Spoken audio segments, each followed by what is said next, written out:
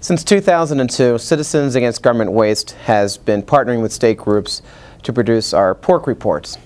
It's important to do these because politicians on the state level always say that spending has been cut to the bone, that the only thing they can do is raise taxes. It's not true. When we go into these states, we see that spending hasn't been cut to the bone and there's a lot of government waste.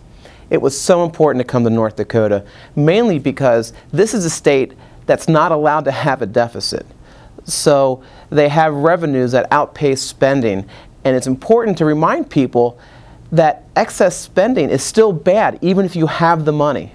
And if you look at this state in particular, there's corporate welfare, there's arts.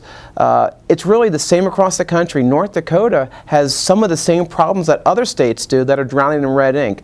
And we're just excited to be here and to really show the people of North Dakota that at times their politicians aren't always as honest as they say they are.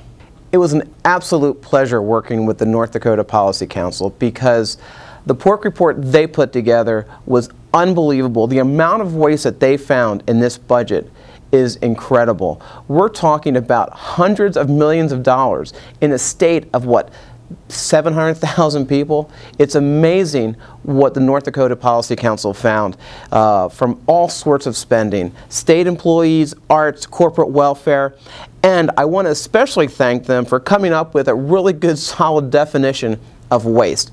We now have a template for other states to use when we look at spending to determine what the state government should be doing and shouldn't be doing. So I want to thank the North Dakota Policy Council, and in particular Brett, for really coming up with those 5 criteria to determine what government waste is.